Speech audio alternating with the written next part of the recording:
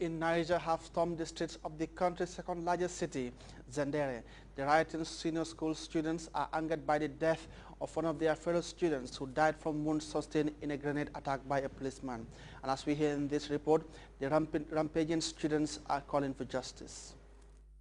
Hundreds of secondary school students took to the streets of Niamey, Niger on Thursday to show their anger after the death of a fellow student on December 4th in Zinder, the second biggest city in the country. The young man was killed by a tear gas canister thrown by a policeman. He died of a head wound shortly after he was hit. The students are demanding that justice be done. It's to pay our respects to our friend and also to demand that the truth be known and that an investigation be carried out fully so that the guilty person is identified and brought to justice.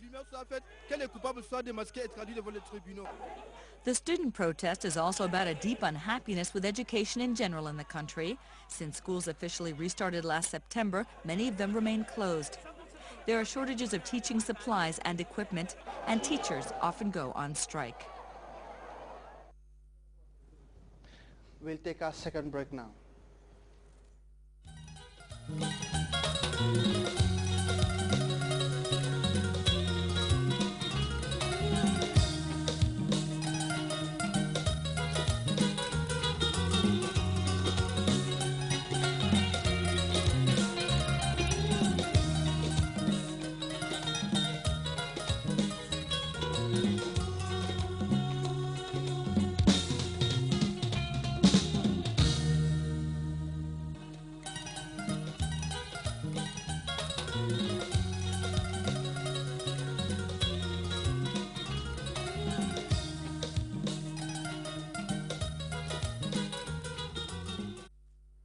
And before we go, a reminder of our headline-making stories.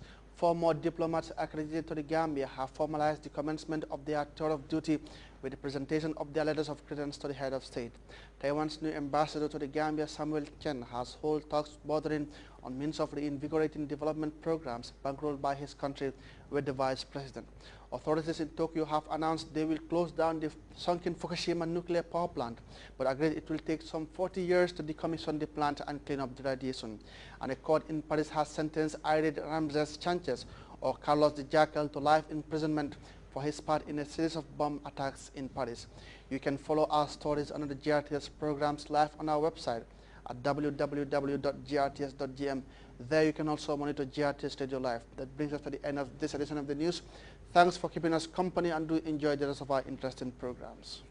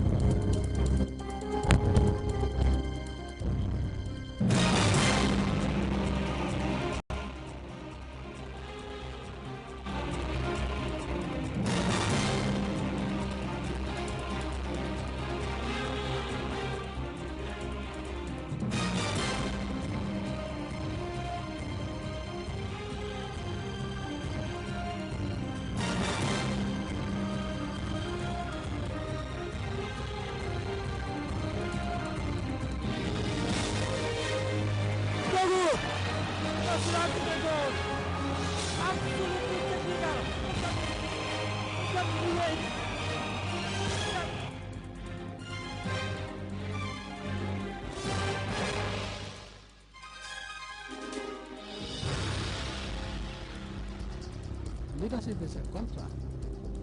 People vote for you because they expect you to stand for them and improve their living conditions. How can I satisfy every Gambian? Left to me alone, if I had the power to make sure that no Gambian becomes sick or goes hungry or is poor, I would have given it to every Gambian, irrespective of whether they like me or not. That's 5 years for the government.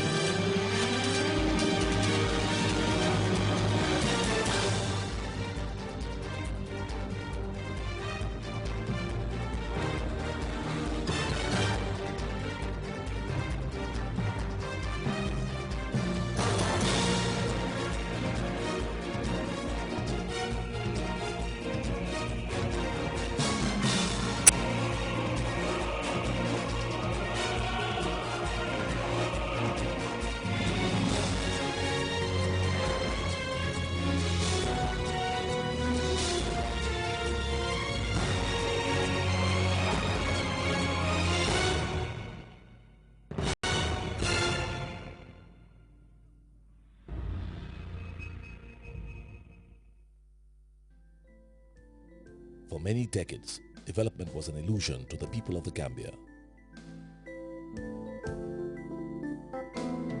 Now it's a reality felt by each and every Gambian, visible in every corner of the country.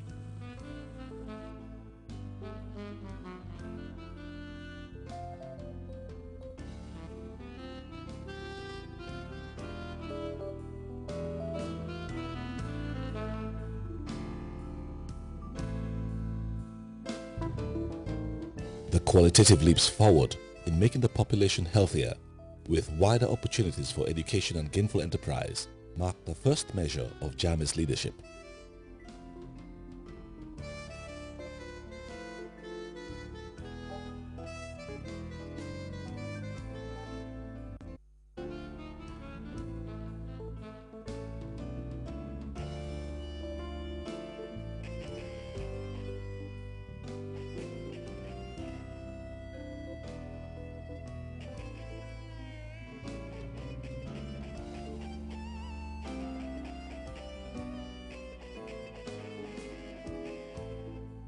This man has become the veritable architect of a new Gambia, carved by his ingenious hands. Across the country, iconic facilities and structures continue to symbolize the goods that Jammeh and his administration have been delivering to Gambians. For Professor Jammeh, development is not an end, but a process that must be steered with renewed energy. Without infrastructure, forget development. The President has believed in us, the young people, gives us the right environment, just the right chemistry for us to be able to perform. And today we are proud to say the sky is the limit and we shall prevail. With such vigor, Jammeh leads the Gambia's onward journey towards greater progress and development.